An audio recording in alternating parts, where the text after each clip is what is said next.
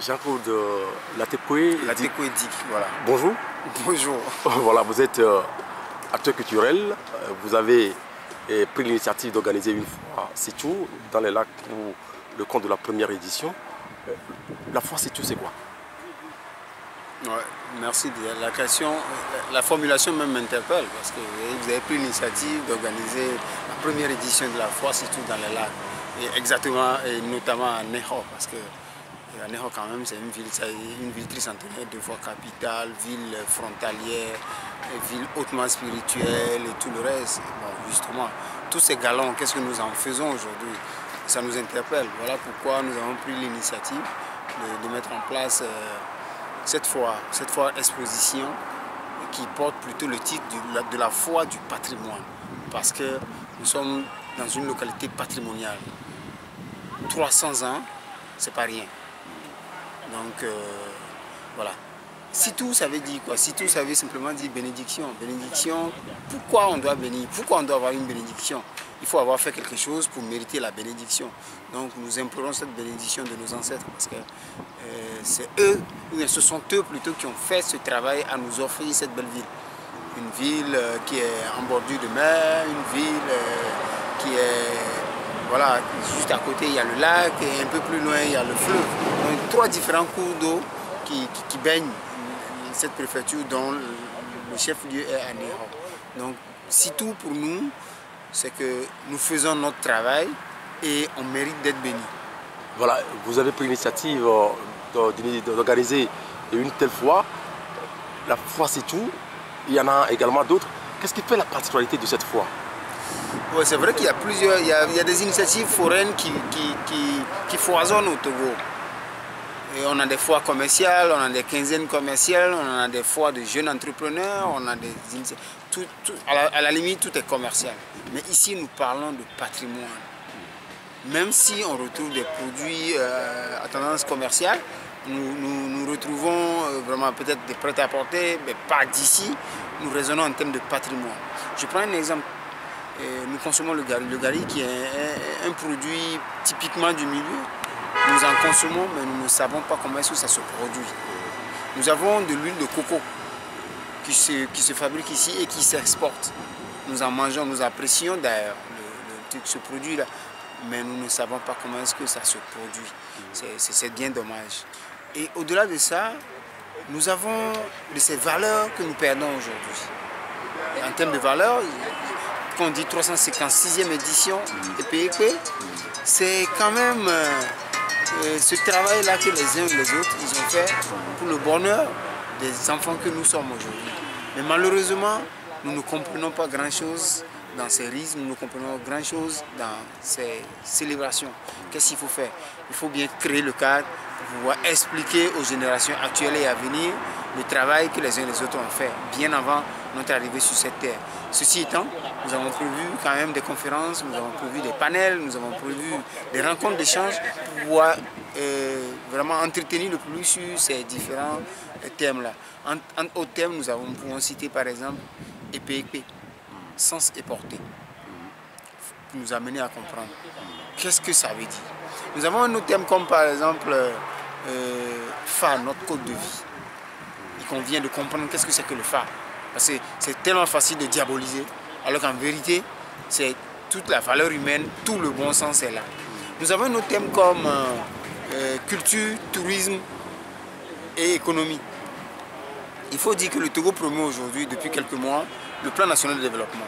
Et nous sommes conscients que dans la préfecture des lacs, même si on se décide à mettre en place une industrie aujourd'hui, si on met la première pierre aujourd'hui, il faut attendre peut-être 2, 3, 4, 5 ans pour avoir cette usine ou cette industrie-là pouvoir tourner et offrir des emplois. Mais si nous allons sur le plan touristique, rien que sur le plan touristique, la préfecture des lacs regorge plus d'une vingtaine de sites naturels, historiques, culturels et même comment dire, patrimoniaux. Qu'est-ce que nous faisons de ces sites aujourd'hui? La préfecture des lacs, à elle seule, regorge 3 sites inscrits sur la liste indicative du patrimoine, sur la liste de l'UNESCO. Mais aucun d'eux n'est promu pour être aujourd'hui patrimoine mondial. C'est dû à quoi? C'est dû au fait que nous ne faisons pas suffisamment la promotion de ces sites. Parce que nous-mêmes autochtones, nous-mêmes originaires de ce milieu, nous ne faisons aucun effort pour pouvoir assurer la promotion de ces sites-là. Comme ça se passe ainsi, qu'est-ce qu'il faut faire? Il faut pouvoir travailler d'abord à amener les gens d'ici à comprendre, à assurer la promotion. Et par la suite, les uns et les autres voudront venir visiter. C'est dans la visite que ça va se passer justement. C'est dans la visite que nous pourrons vendre la destination de la préfecture de l'Inde. C'est dans la visite que nous pourrons avoir, nous pourrons faire la promotion de notre espace, de notre localité et pour le bonheur des populations. Voilà un peu ce qu'on peut dire par rapport à cette question que vous avez posée. Voilà, je vous ai surpris sur le site, le dernier réglage, ça démarre le 26 et ça termine le 6 septembre prochain, le 8 septembre, autant pour moi. Quelles sont les populations ou le public ou ceux qui sont attendus au cours de cette foire? Tout le monde est attendu. Nous attendons tout le public, d'ici ou d'ailleurs. Il faut quand même dire que EPECPE même en soi, si vous vous rendez compte, on a calé nos dates par rapport aux rituels ou aux cérémonies EPECPE. Ça voudra dire qu'il y a du monde au village. Ça voudra dire que sur 2 semaines, on occupe. Quand je prends par exemple à partir de cette semaine, à partir de demain lundi, voilà, les gens commencent par rentrer, les touristes y viennent, la localité est bourrée de visiteurs et à partir de mercredi, les choses sérieuses commencent. Jeudi, c'est le paroxysme. Vendredi, les fêtes commencent. Le premier week-end, on est à Glidi, le deuxième week-end, on est à Lolan, mais en même temps, le deuxième week-end, on est au palais à Digo. Entre les 2 palais, nous avons, non, les 3 palais, pardon, on a la cérémonie Ekpan. Ekpan Diagbonu, Ekpan Lagbonu, Ekpan Iho. On a dit que pendant 15 jours, je crois que la localité ou la préfecture des lacs offre ce qu'on peut appeler du vivier pour 1 an encore, parce que c'est un pèlerinage, il faut le dire. Donc les uns les autres viendront voir, les gens découvriront, les gens confirmeront ce qu'ils savent déjà. Il y en a qui seront là pour des recherches, il y en a qui sont peut-être en train de préparer leur thèse, ils viendront se renseigner sur ce qui va être fait. Maintenant, nous avons 5 activités principales autour desquelles cette foire se mène.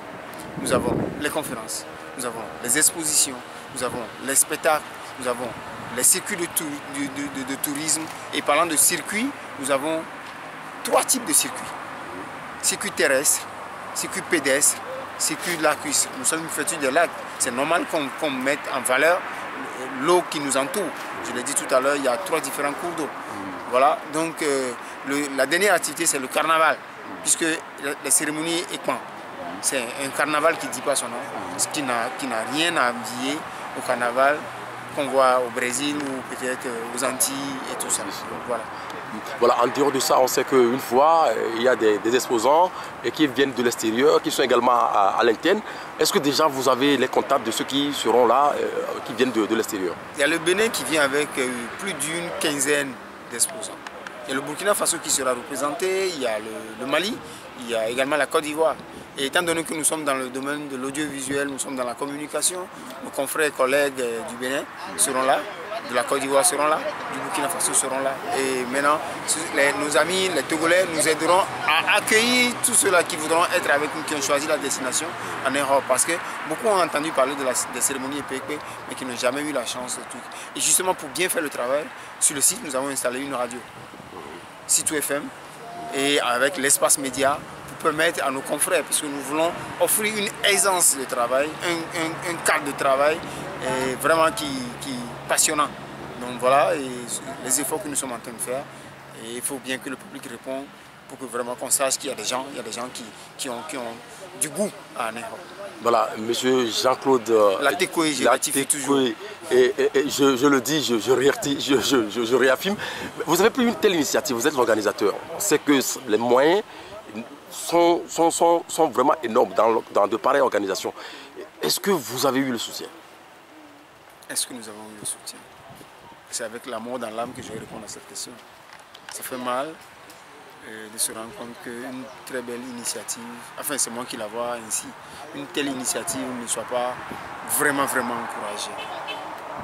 C'est l'occasion pour moi de dire merci à Mouno Bembeza qui nous a dit, les jeunes frères, je suis avec vous. Et quelques grands frères comme Togwe Tofodi, et quelques grands frères comme papa carrément, je dirais, M. Wilson Salman, et toute la famille Wilson d'ailleurs, parce qu'on a eu le soutien jusqu'à 5 et Wilson, une qui est à Genève et les autres sont au pays. Et Golou, Alessi, tonton Charlemagne et tonton Georges. Et puis voilà l'autre qui est à Tassi, qui est à Genève. Donc voilà les gens et Bembeza qui nous soutiennent vraiment. Nous avons des soutiens moraux également, nous disons merci. Mais comme vous l'avez dit, une telle initiative demande beaucoup de sous. Beaucoup de moyens vraiment. Ouais, et le premier sponsor de cette initiative, c'est Toro. Pour ceux qui comprennent ma langue, sauront de quoi je parle. Voilà, si vous avez peut-être un dernier mot à l'endroit de ceux qui vous... Pas un dernier mot, le dernier mot va se dire le 8 septembre. Ce que je dirais simplement au nom du comité d'organisation,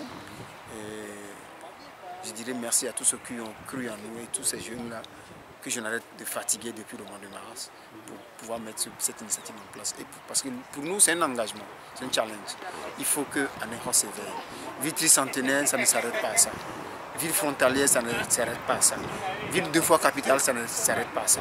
C'est plutôt des motivations, c'est plutôt des raisons de se réaffirmer. On a insisté de ne pas le passé, mais on ne va pas se contenter du passé. Il faut qu'on travaille à assurer le développement. Le PND l'a prévu, mais nous nous sommes saisis de ce volet culture et tourisme pour redonner du blason, pour remettre de la lumière sur notre localité, sur nos origines. Il faut bien que nos ancêtres puissent s'exprimer un jour. Jean-Claude Latekodic, merci beaucoup à vous. C'est moi qui vous remercie. Merci.